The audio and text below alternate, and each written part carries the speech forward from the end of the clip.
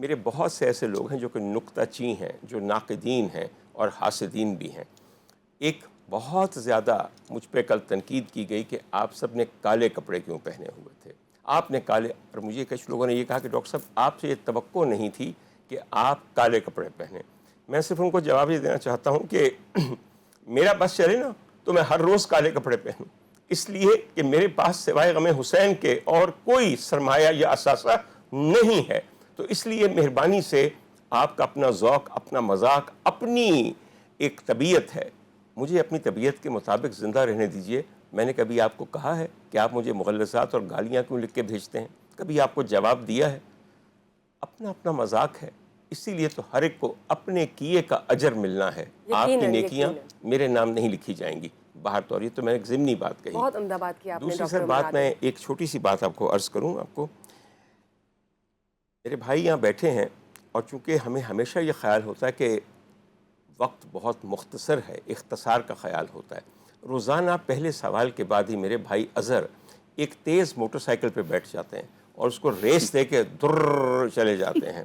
مجھے پھر آگے جا کے روکنا پڑتا ہے، موٹر سائیکل سے اتارنا پڑتا ہے، اس لیے کہ میں کاہل و سست رفتار بھی ہوں، اور میرے ذہن میں بھی باتیں آسانی سے نہیں بیٹھتی۔ مجھے بہت پیار سے رک کے کوئی سمجھائے تو شاید میرے ذہن میں کوئی چیز محفوظ رہ جائے، اور میرے بہت سے دیکھنے والے بھی شاید میری ہی جماعت سے تعلق رکھتے ہیں۔ آج ہم آخری عشرے کا ذکر کر رہے ہیں۔ صرف خواتین و حضرات، آپ کو یہ بتانا ہے کہ جو پچھلے 20-21 دن گزرتے ہیں یہ سب مشق ہے۔ ہر چیز آہستہ آہستہ اپنے عروج کی طرف جاتی ہے، ہر چیز آہستہ آہستہ زور پکڑتی ہے۔ آپ نے کبھی غور کیا ہے کہ اچھی تقریر کرنے والا، اچھا واعظ کرنے والا آہستہ شروع ہوتا ہے، اور پھر ایک ایسا نقطہ آتا ہے کہ جس کے بعد اس کی گھن گرج اور اس نے جو پورا کلام کو سمیٹنا ہوتا ہے اس کو سننے کے لائق ہوتا ہے۔ میں آپ کے سامنے دنیاوی مثال دیتا ہوں۔ آپ کی ایک فلم ہوتی ہے نا، دیکھنے جاتے ہیں تو اس کے آخر میں کہتے ہیں فلم کا کلائمیکس شروع ہو گیا، تو یہ میرے پروردگار کے اس ماہ مبارک کا کلائمیکس شروع ہو گیا ہے، اور اس کا نقطہ عروج جو ہے وہ لیلۃ القدر پہ ہوگا، اور اس کی اس مبارک ساتھ پہ ہوگا۔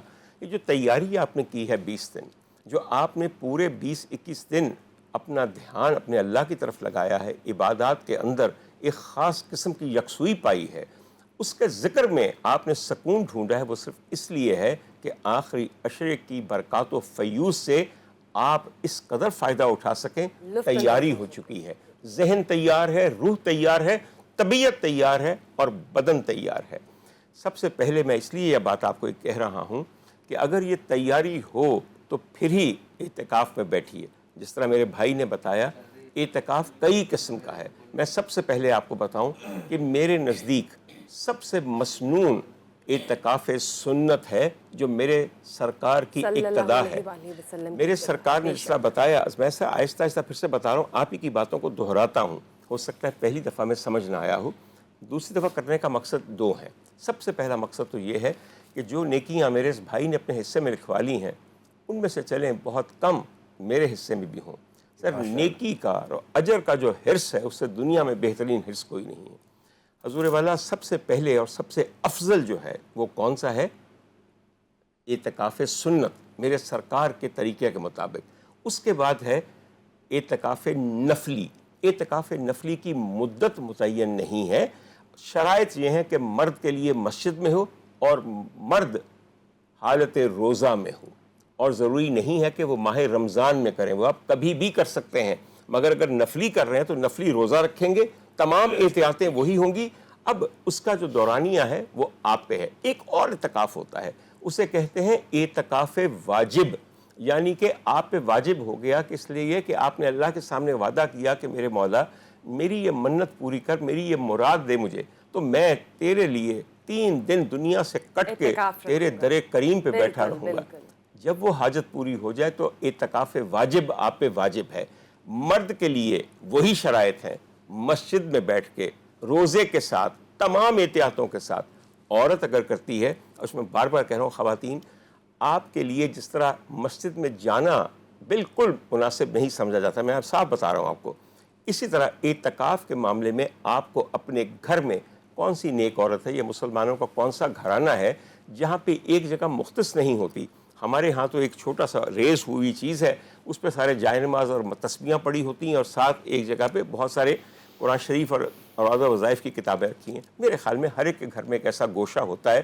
صرف یہ خیال کیجئے کہ عورت کو بھی خاتون خانہ ہونے کے ساتھ ساتھ یکسوئی کے ساتھ اعتکاف جیسی عبادت کرنی ہے. اس سے پہلے کہ میں فرحان کے پاس جاؤں, فرحان, پہلی بات یہ ہے کہ ہم سب سے افضل جسے بتا رہے ہیں وہ ہے اعتکاف سنت. میرے سرکار نے تمام عمر, حتیٰ کہ وہ دنیا سے پردہ فرما گئے, 10 روز کا اعتکاف ہر رمضان میں کیا ہے سوائے ایک رمضان کے. اور وہ رمضان یہ تھا جس کا بھی تذکرہ ہم آپ کے سامنے کر چکے ہیں. وہ رمضان وہ تھا کہ جس میں معرکہ بدر پیش آیا, یوم الفرقان آیا, اور اس کی کمپنسیشن میں میرے سرکار نے کیا کیا کہ اپنے اللہ کے حق میں کسی قسم کی تلفی نہیں کی. اگلے سال 20 روزہ اعتکاف کیا, مگر 10 دن ان کے لیے مسنون ہیں. حضور والا, آپ میں سے جو لوگ میری طرح کمزور ہیں یہ سوچ لیں پہلے, اعتکاف کی شرائط بے انتہا سخت ہیں. یہاں پہ میرے دونوں اصحاب جو بیٹھے ہیں, بلکہ تینوں جو بیٹھے ہوئے ہیں اور میرے سمیت, ہم شادی شدہ لوگ ہیں. ہمیں پوچھئے کہ بلا شرکت غیر بیوی ہمیں پسند نہیں کرتی کہ اس کے پاس بیٹھیں یا نہ بیٹھیں. حضور والا, اگر بیگم آپ کے پاس ہوں اور آپ ایک چائے کا کپ پی رہے ہیں, بیگم آپ کے پاس ہو اور چائے کا کپ پی رہے ہیں, اس دوران میرے اگر کسی مریض کا فون آ جائے اور میں اس ڈر سے اٹھا لوں کہ کہیں ان کو تکلیف نہ ہو, کوئی ایمرجنسی نہ ہو, اور پوچھو کہ, اور وہ جو بھی مریض ہے وہ 2 باتیں اپنی بتانا شروع کر دے, تو بیگم صاحبہ ایک بے انتہا پھنکار کے بعد اٹھ جاتی ہیں, کپ اپنے نیچے پٹک کے رکھتی ہیں اور کمرہ چھوڑ کے چلی جاتی ہیں. حضور والا, یہ تو ایک مجازی رشتے کی بات ہے. ان کے چہرے پہ جو مسکراہٹیں ہیں ان کے اندر اعتراف ہے اور ایک درد آشنائی ہے. میں آپ کو صاف بتا دوں, حضور والا, کہنے کا مقصد نہ بیگم کا مذاق اڑانا ہے نہ کسی اور کا. بتانے کا مقصد یہ ہے, جنی ڈاڈی محبوبہ اونیاں شرائط بہت خوبصورت, دنیا دی سب تو ڈاڈی محبوبہ, دنیا دی کائنات دی سب تو ڈاڈی محبوبہ میرا رب. میں محبوبہ کیوں کہہ رہا ہوں, آپ میں سے بہت سارے مرد چلیں محبوب کہہ دیتے ہیں. محبوب وہ جو کہ شرک کرنے والے کو کیا عذاب دیتا ہے, جو توحید پہ کیا انعام دیتا ہے, اور یکسوئی سے اس کی طرف رجوع کرنے والے کو کتنا پسند کرتا ہے. یہ دیکھ لیجئے گھر کے حالات کیسے ہیں, یہ دیکھ لیجئے کہ گھر والوں کے لیے تمام انتظامات ہو گئے 10 دن کے لیے. یہ دیکھ لیجئے کہ بار بار بیگم کو راضی کر کے جا رہے ہیں کہ پیغامات نہیں آتے رہیں گے چھوٹے بیٹے کے ہاتھ کہ بھئی یہ نہیں ہوا, یہ نہیں ہوا. اور یہ بھی دیکھ لیجئے گا کہ آپ کے بغیر کارخانہ حیات بہت آسانی سے چلے گا. میں سر چونکہ بہت سارے شہر اعتکاف میں جاتا رہتا ہوں, ایک بات پہ بہت حیران ہوتا ہوں, گفتگو میں کریں گے بات, اس لیے میں نے یہ ٹاپک چنا ہے. حضور والا, عبادت کا سلیقہ, عبادت کا جو خضوع ہے سر, وہی اس کا حسن ہے. میں فرحان آپ کی طرف آتا ہوں. سر میں چاہوں گی اپنا کچھ حصہ ڈالوں اس میں, جو آپ نے بہت خوبصورت و پیاری بات کی. بے شک فرحان صاحب, جس طرح انہوں نے 3 قسم کے اعتکاف کے حوالے سے بتایا, ایک جو سنت ہے نبوی صلی اللہ علیہ وآلہ وسلم ہے, ایک نفلی اور ایک واجب ہے. واجب سے مراد وہ ہے جو کہ آپ نے کوئی نیت کر لی, کوئی منت مانگ لی خدا سے, اور پھر آپ نے یہ بھی اللہ سے وعدہ کیا کہ آپ کو کوئی اللہ آپ کی حاجت پوری کر لے تو آپ بدلے میں اللہ کے روبرو ہو کر اعتکاف رکھیں گے. سب سے پہلے میں چاہوں گی کہ آپ بدلے میں نہیں, شکرانے میں, اللہ سے شکرانے میں منت کیا پوری کریں گے, اور جو کہ واجب ہو جاتی ہے. جب ہم بات کرتے ہیں اعتکاف سنت کی, آپ نے علامہ صاحب فرمایا کہ 10 دن کا ایام اعتکاف ہے. میں چاہوں گی کہ آپ یہ ضرور بتائیں ناظرین کو, خواتین اور مرد حضرات دونوں کو, کہ خواتین کس طریقے سے اعتکاف کا اہتمام اپنے گھر میں کر سکتی ہیں اگر وہ مسجد نہیں جا سکتی, اور اس کے ساتھ آپ یہ بھی بتائے گا کہ مرد جو ہیں وہ کس طرح سے اعتکاف رکھ سکتے ہیں, اور ان میں کیا چیزیں ممنوع ہیں, کیا چیزیں نہیں ممنوع. اعوذ باللہ من الشیطان اللعین الرجیم, بسم اللہ الرحمن الرحیم. الحمدللہ الذی جعلنا من المتمسکین بولایت امیر المومنین علی بن ابی طالب علیہ الصلوۃ والسلام.